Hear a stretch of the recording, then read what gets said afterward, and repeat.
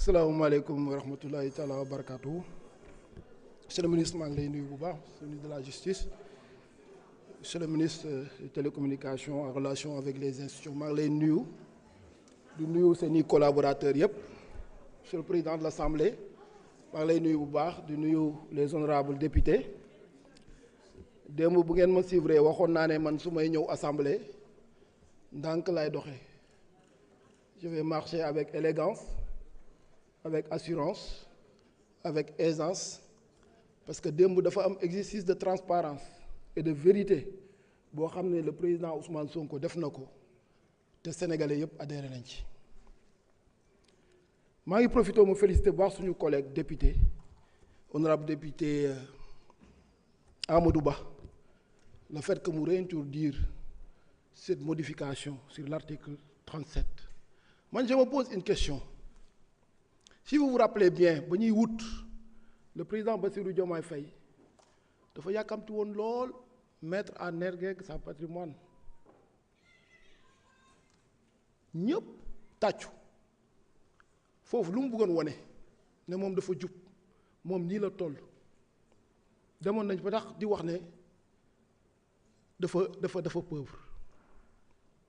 Maintenant on lui demande tout justement que ne l'article 37 bi nga xam ne ñun ñoo waxante woon ne mun buñ suñu jëlee réew mi lépp loo xam ne exercice de transparence ñu ñëpp dañ ciy taxaw mu ne ñu may leen ma xam nga les gens ñu ngi maa ngi gis ñuy confondre sànq ba tey mais moom moo demandé à ce que ñu may ko en décembre ba muy def déclaration à la nation moom moo demandé fin mars réforme yi ñu waxante ak askan bi yëpp nañ ko dugal fii biir assemblée nationale. Donc le président Ousmane Sonko bu waxee ne man maa wax député yi xaar leen c'est parce que le président de la République moo wax nañ xaar bu ñu waxee ne dañuy def modification de la constitution qu'est-ce qui s'est passé encore dafa génne ay avant projet ne maa ngi ci ba kañ on peut plus attendre parce que le peuple nous attend. C'est ça la triste réalité. Def déclaration de patrimoine à la sortie da koy grandir du ko yàqal daraam te tey jii nangu na ko ñun on n'a pas de problème te je vous dis ici une chose ngeen yaakaar ne kan moo def amendement pour que ñu élargir la déclaration de patrimoine aux membres du bureau de l'Assemblée nationale.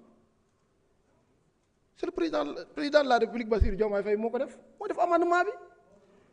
président El Malick dafa ne ko mais yow membre du bureau yi ñoom dégg yoruñu budget comme tey jii rek li ñuy layal suñu collègue bii ne moom amul lu mu déclaré mu ne ko mais ñi yoruñu budget mu ne non mun nañ jouir de leur influence kon nañ def déclaration de patrimoine et on l'a accepté, on l'a voté ici. Et de la même manière tey yaakaar naa ne moom lii mu amandé xaw ma ku mu yónni pour mu wor sa wor daa des parce que da ngaa war a voté moom mi la yónni pour nga wor moom xam nga moom wor na ba pare moom workat la yow mi mu yónni pour nga wor sa wor daa des parce que da ngaa war a voté parce que amendement bi amendement am la xanaa comprendre no yow wor gi dama lay jàngalaat wor gi il faut que ñu jàngalaat ko wor gi ñii wor laa wax ñii wor ñi nga xam ne président Bassirou Diomaye Faye anti valeur yi muy créé di ko teg ci biir Sénégal kan moo bëgg sa doom nekk warkat kan ban député fii moo am bëgg doomam mu yar ko ba mu yaru ba mu toll ni mu toll mu ne ko demal nekk warkat yéen a ngi xalaat Bassirou Diomaye Faye wor boppam wor Ousmane Sonko wor ñu wor sénégalais yi ngeen koy worle vous vous imaginez vous vous entendez parler ñun nag dañoo miis wor 14e législature lañ nekkoon dañoo miis wor ñun dañ doon xëy ba suba ba jant bi soo ñu ñuy wor Ousmane Sonko wax na ko démb ne dañ maa jàngal daf maa yokk sénégalais yi dañ ma cee gën a bëgg sénégalais yi ñun lañ àndal billaahi wallaahi taalaahi sénégalais yi ñun lañ àndal loolu bu leen ci am benn sikki sàkk bu fi kenn defati dara ngeen di mer ngeen di ëpp mu ne wala leneen ak leneen concentrons-nous les week-ends ça nous appartient nañu dem wax ak sénégalais yi lu ñu war a liggéey fii à l'Assemblée nationale fii ñu ci bëri maa ngi dégg 2 heures du matin laa yegg si Dakar nangam ñu ñëpp dañoo demoon ci wetu sénégalais yi bu ñu demee nag ba liggéey jot ñu ñëw liggéey ñu def li nga xam ne moom la ñu waxante woon ak askan bi. Merci beaucoup. Honorable Mamadou Diaw, vous avez la parole. Honorable Mariam Diamanka se prépare.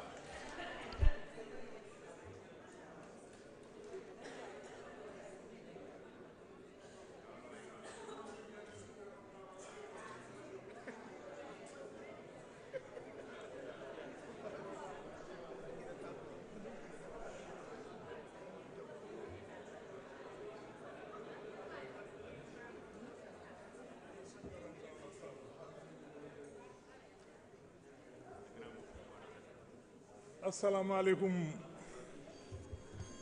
bandirabe. Monsieur le ministre, vous parlez un peu tout couleur ou pas? Moi, je m'exprime en tout couleur.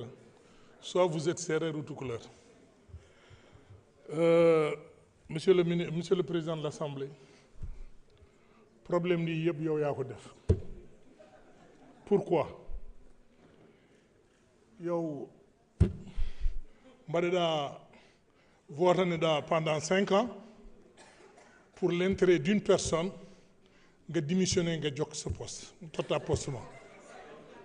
Je pense que monsieur le président de l'Assemblée vraiment doo xam a jam fiima le peuple sénégalais franchement. Monsieur le ministre mi salmini délégation ma foof. Monsieur le ministre, je suis très fier de votre nomination. Franchement. Et tous les Sénégalais sont fiers de votre nomination. Puisque ko wonno ɗo fenante, je félicite et remercie aussi Ousmane Diagne et le général Tine.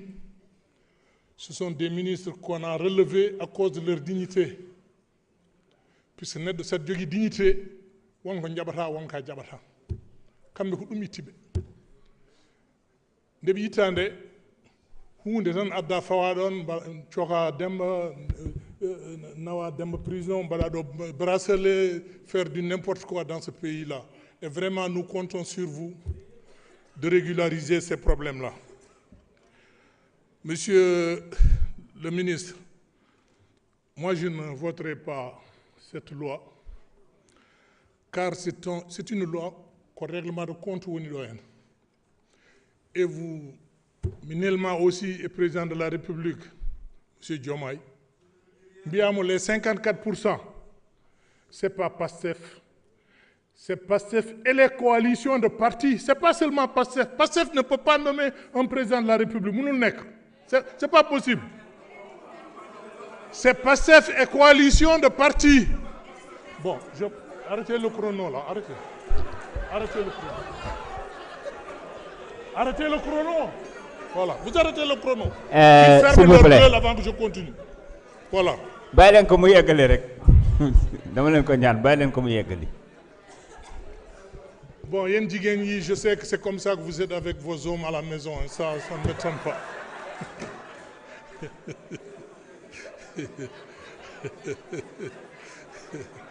Monsieur le ministre, je déplore ce qui s'est passé ici le 29 juin. J'étais en Amérique à 4 heures du matin, je suivais l'hémicycle. J'avais honte, très honte. Le Sénégal, un pays de teranga, Kouaïndani, Enya Anevade au niveau de l'hémicycle. Et puis ce sont des images qui ont fait quand même le tour du monde, Moi j'avais honte. Monsieur le ministre, félicitez le président d'avoir récupéré les 3 ministères de souveraineté. Ministère de l'Intérieur, c'est une fierté, c'est un vrai diplomate. Ministère des Affaires étrangères, alors que la diplomatie sénégalaise était au 10e sous-sol, puisqu'on avait mis quelqu'un qui ne connaissait rien. Il ne connaissait rien. Au 10e sous-sol. Et Inch'Allah, il va régler ses problèmes. Monsieur le ministre, vous avez un énorme travail à faire, c'est de redresser votre ministère. Puisque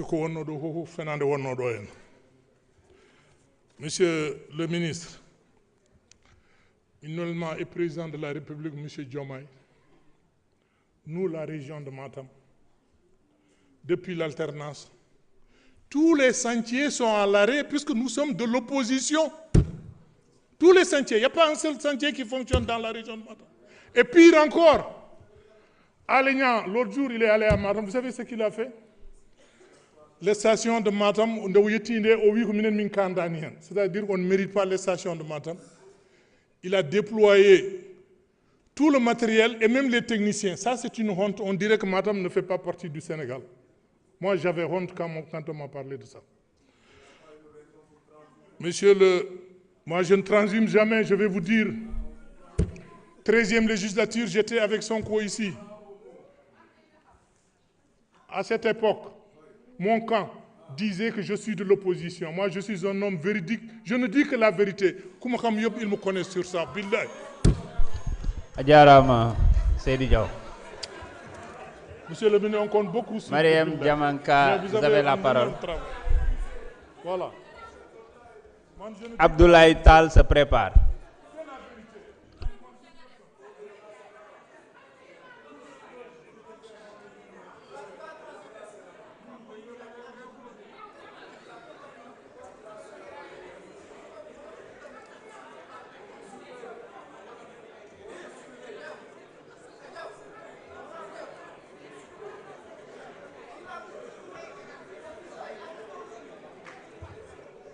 Aouzu billahi minash shaitani rajim.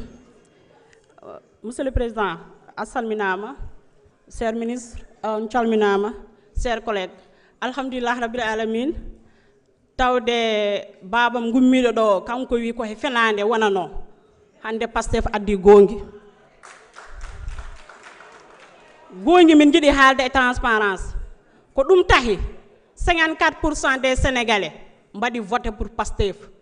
Tek en do président o wadi en holdum o janfi en fulbe non bi teddungal dasata ko rondete enen biidan non talibe Ceerno Souleymane Baal taalibe Ceerno Bokar ngadda ko wana holdum hodde he ndimantago kono ko jiiden hande ko dum wonti ko goddum ngarde non hande o proposition de loi monsieur Ba asalminama onon e Guy Marienne vraiment min beltima ko ndeedo darne min jidno he assemblée nationale bo gandanta so ari ko adon dirno he sénégalais ji di si programme jotna Allah wadi président Macky Sall wadi galgal